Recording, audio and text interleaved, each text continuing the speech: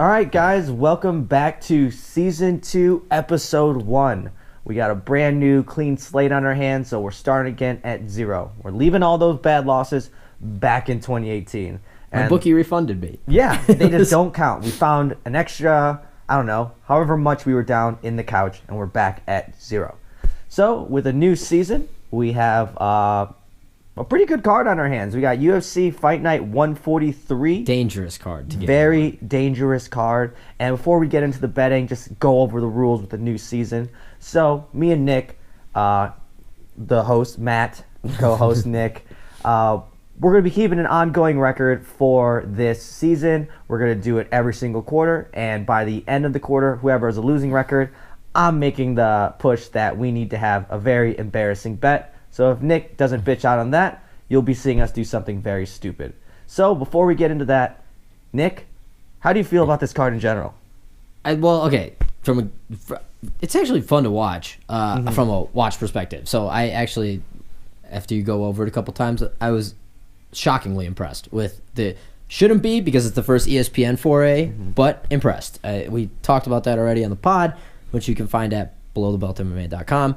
From a gambling perspective, which is what we are here to talk about, dangerous. Like, not that I'm going to go and give 22 picks on this show, but at first glance, you can look at the odds on this card, look at some of the matchups, do zero research, and it was one of those where I was eyeing it up as I might bet on every single fight on this card on Saturday. Yeah. Every single one. Like, I will have action going from 4 p.m. till 2 a.m. when the card ends. So I do not have all those picks made on here. I'm saying once the goose got you loose, it's very possible that you could just end up betting this card top to bottom. Yeah, right now I have 7 bets on my card, and after a couple Smirnoff Ices, that could be probably 13 to 15. So fingers crossed that we're starting 2019, starting it off hot. So that being said, Nick, how many picks you got? I got 5. I upped it because I felt bad. I originally only had 3, so you guys can almost pencil me in or pen it in probably for 2 incorrect bets. Oh. At least. See, new year, I'm going confident, Matt. So I'll start off. I got 7 bets on the slate. First up, I love this bet. Tay Edwards over Dennis Bermudez. At first, I like Dennis Bermudez because he's the veteran here. He's seen a lot of time. But after looking at that salty 4-fight losing streak, and also looking over 4-fight losing streak. It was like 3 straight split decisions too. I assumed it was bad, but I just didn't even look at that for my card. That was one of the ones that I would be there watching and I would get sucked into it. See, and Tay Edwards, he's coming off a loss. He really only other fight I saw him was in the Dana White Contender Series where he starts some dude with literally 1 punch. Time out. That's the story with every single Dana White Contender Series. Every Dana White Contender Series prospect starts somebody. I don't think anybody won like a war of attrition decision. It's always just this guy got murdered. Yeah. Well, this guy, he's an athlete and he's a very good wrestler. I think he was D1 All-American. And if you've seen Dennis Bermudez, he wants to wrestle. He wants to take you down. If he doesn't take you down, he's very susceptible to get hit. And I don't think he's be able to take down Edwards. And Edwards hits like a motherfucker. So I'm taking him at minus 135. Almost took him for TKO, but decided to play a little loose. Give the next one, and then we'll just be on the same page. Okay. Then we can just go back and forth. Okay, so for my next one, a little bit down on the card, which I was surprised this was so low in the card. It really shows that the UFC is trying to space this out a little bit. They want it good the whole way through. Well, here's the thing. I also didn't realize this until this week, which is pathetic on my part that I didn't figure this out. It goes almost like a Fight Pass. What is it? ESPN Plus. Yeah. It's like it goes ESPN Plus, then the broadcast shifts over to on TV ESPN. Yeah. And then it goes back to Plus. So that's why they have some shit lower because they want the people that are only watching on TV. Yeah. I didn't realize that until this week. And I don't even know how they're breaking it up. It's probably available online, but I think it's 255. Yeah, I'm an idiot. But so my first one is going to be Bilal Muhammad over Jeff Neal at plus 155. And I'm also going to take a long shot this week. So our long shots of the week is anything over plus 300. I'm taking him by decision. I think his last 3 fights were over decision. I think it's plus 300 for that by decision? Plus 335.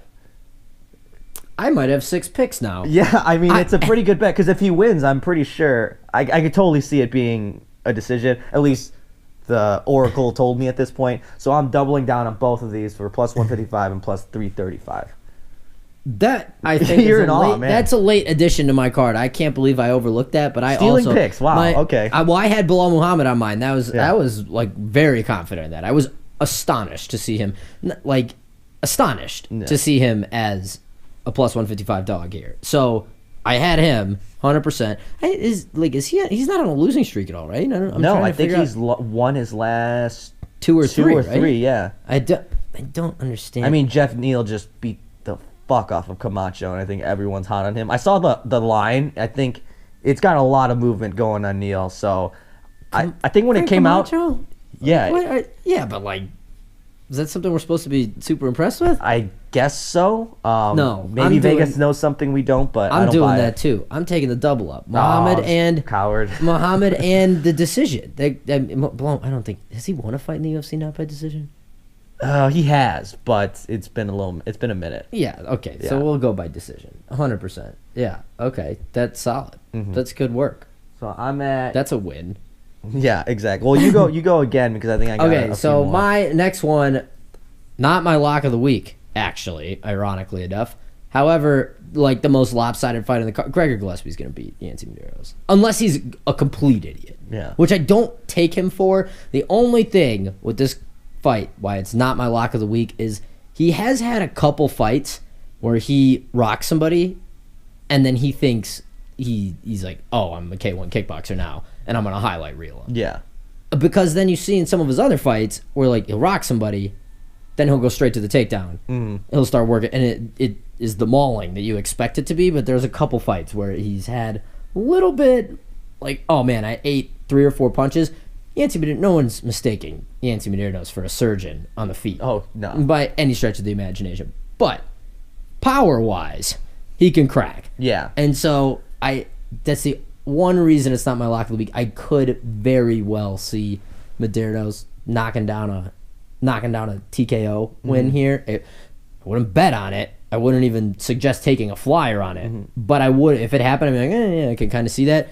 This should literally be walkout, touch hands, 2 jabs, takedown, fight's over. Yeah. That's exactly how this should go. So I got Gregor Gillespie. So are you taking minus him? 490. No, just straight up. I'm just off minus 490. 490. Wow. Yep. That's got me almost rooting against him, but I can't because I have him in my next pick. However, not by decision, by submission for plus 225.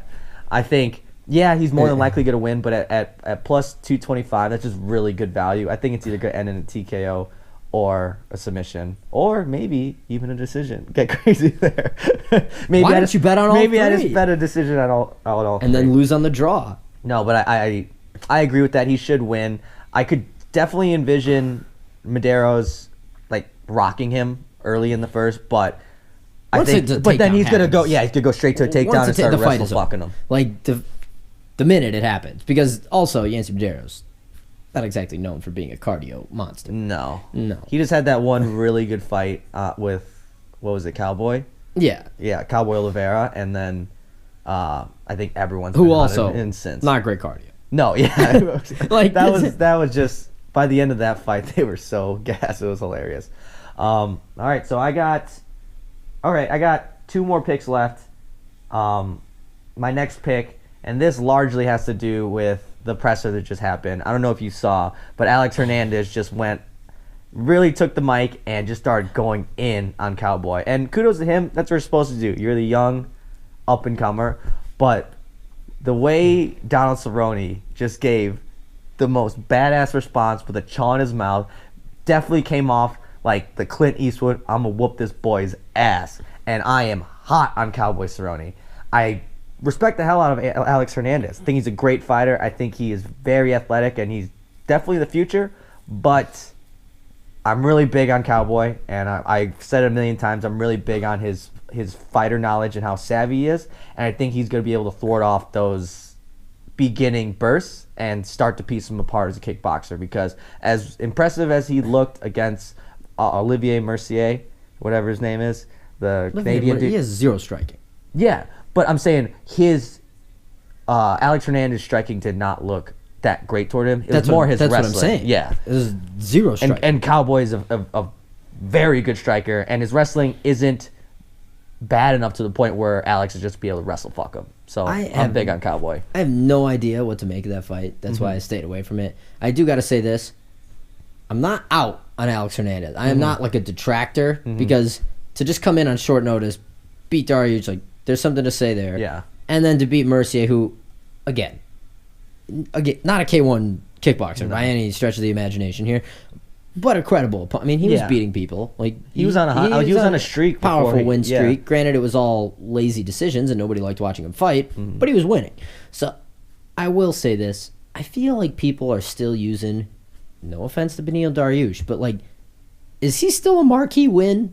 The name, I think it's just the name Dariush sounds so cool. I think that's why the hype is a little high on Alex. Yeah. I could see a problem.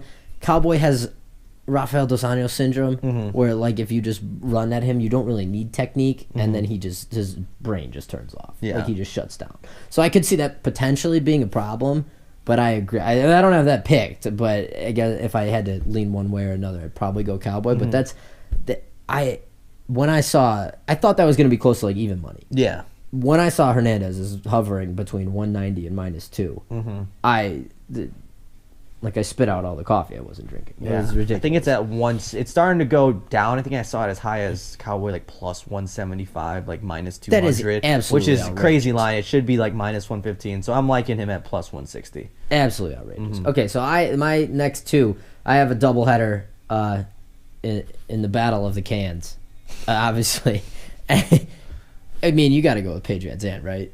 Yeah. Like Rachel Ostovich has a 4-4 warrior record, salty Artem Lobov record, and the double, the beauty of the double here. So Paige is -155. You also have to take the over, right? Yeah. Nobody's getting finished in this fight. I don't know. This would drive me insane. This is the one thing that you can all expect. I might quit the show. Like I'll be done if that stupid jumping switch kick TKO's Rachel Ostovich and we don't hit the over. I'm gonna lose my fucking shit, because if you are anybody fighting Paige Van Zandt and you do not know that is coming, I have nothing to say to you. Have you watched any ounce of film? Have you watched any footage at all? No. But it really just boils down to, I think Paige moves fast. Like I'm not even saying strikes faster and is quicker on the combos. I'm literally saying she's just a faster person. Yeah. Like she moves faster, therefore it seems like she is doing more. I saw something today. I think she's the better fighter, and I like the pick with not by much. Yeah. She is not great. I like the pick of the over just because I think, again, I'm really big on the fixes in, and I'm sure Dana White wants to squeeze this fight for every penny it has. That means I bet he wants to squeeze this fight too. Yeah. That's not a hot take. But I saw a tweet today that someone said, could you imagine if Paige Van Zandt goes out there and the very first punch, her orbital just swells up and just like breaks right away? The world would burn down. And quite frankly, I'm pretty excited for it. So Greg Hardy would be licking his chops in the front row. He's like warming up. I got next. I think he does actually. Maybe. But yeah, I think that's a no-brainer. Just because I think that this is that's an activity fight. It's just do you look like you're doing more? I cannot, again, barring the jumping switch kick, I can't see anyone doing anything significant. No, it's gonna be a very boring fight by all means. Not even.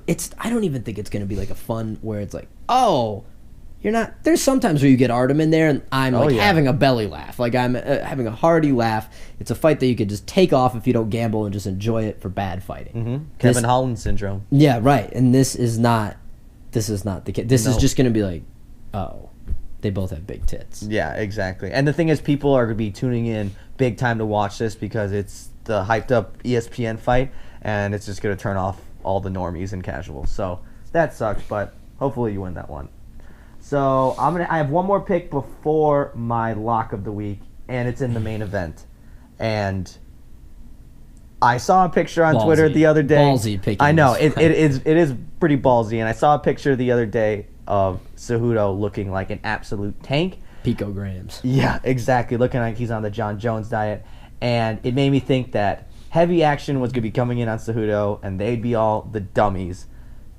So I'm hoping a lot of dummies are taking Cejudo, and that Vegas and I win by taking TJ Dillashaw, because He is an absolute monster, and he's just more skilled, the bigger guy, and I don't think Cejudo has the skill set to take out a guy like Dillashaw. So I'm going with Dillashaw. I mean, at Dillashaw at minus 210. I'm feeling very confident. Almost my lock of the week. Oh, wow. Yeah.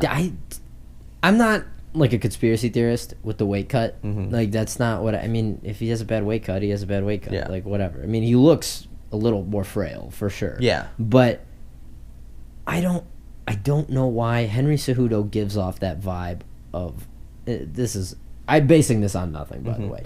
Racism, probably. No. He gives off that vibe of just, like, there's going to be just people mad at him. Like, he comes out with the corny-ass rubber snake, and everyone's like, this guy's a fucking clown. Yeah. It's exactly what I thought. I was like, dude, not only did you blow that presser, because they both had it set up well, where it was like, all right, you wear the gold jacket, you wear the early 2000s Bond villain clothes, meet up in the middle, talk some shit. Like, then he has to go with the stupid rubber snake thing. But he's a guy that then everyone's just going to be like, if he were to win, it's like, oh, wow, he's that good. Like, Olympian, he just elevates his game. I mean, there is something to that. Yeah. Where it's like, oh, he just, makes no sense. Shouldn't win, but he does. Like, I'd stayed as far away from this fight as possible for that exact reason. I don't think it's going to be, because if Henry Cejudo wins a decision, there will be more talk about TJ Dillashaw's weight cut come Monday morning than you will know what to do with. Yeah, it's going to be...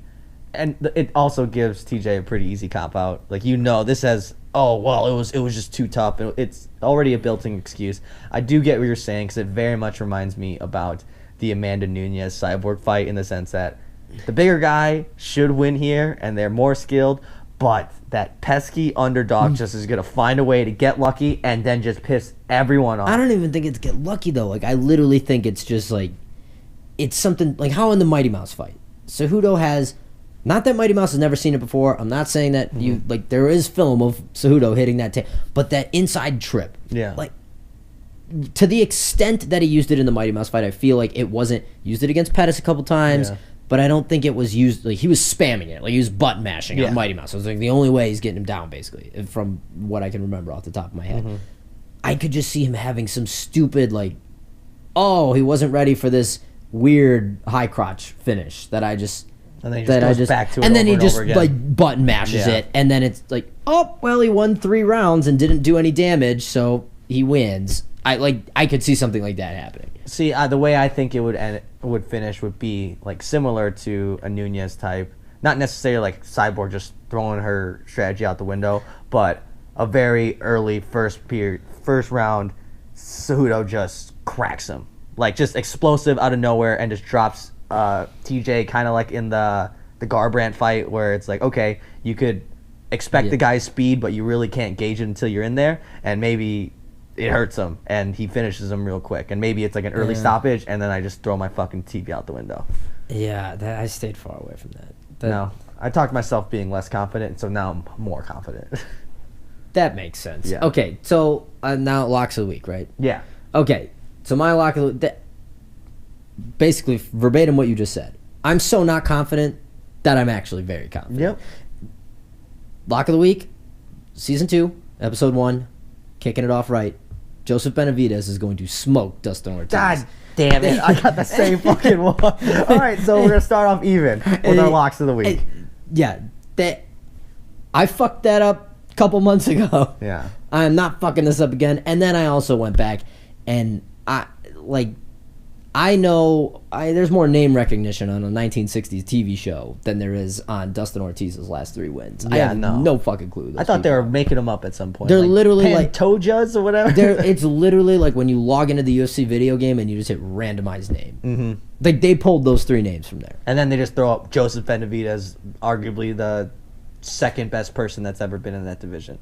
Yeah. So this is once again just the mistreatment of Joseph Benavidez, of him just getting and also fighting like 4th on the card. Just like you're below, as usual. You're below somebody with a Warrior record. You're below Greg Hardy, who's never fought before. Mm-hmm. You're not fighting right beneath the fight that you're probably gonna get the winner of. Mm-hmm. Like it's just very mistreated. But Yeah, he's gonna smoke Dustin Ortiz. This should not be close. Yeah, this just comes down to who is the better fighter. It's the same way like when you're drafting players, when you're in the NFL, it's like you take the best player on the board. Yeah, think about the repercussions later. Yeah, Benavidez is just the better skilled guy. I know you could be like, well, Ortiz got some power. He's got the cardio. He's not as skilled as Joseph Benavidez. He doesn't have the pedigree. He's not the type of athlete he is. This is going to be an easy cruise. I like a three-round decision here. I don't think he finishes him, but he's going to cruise. Just drop it into fourth, and you're just going to be cruising the highway. That easy as that. All right, so right off the gate, we are started off, I guess, kind of similar. We got a few picks in there. I don't think we went opposite each other this time. No. We have Bilal Muhammad the same. That one's and our locks. That's the only one. And our locks. Yeah, other than those two. So, tune in, guys. We'll be live tweeting the fights on Saturday. Follow us on Below the Belt MMA on Twitter and Facebook. And if anyone knows any hookups of Instagram, some reason we got the lockout treatment and that got taken down. So, help a brother out. Matt, you find me at Broliva. Nick, you find him at _ a guy in a gi. Or, what is it? Got it right. _ a guy in a gi. See you next time. Bye.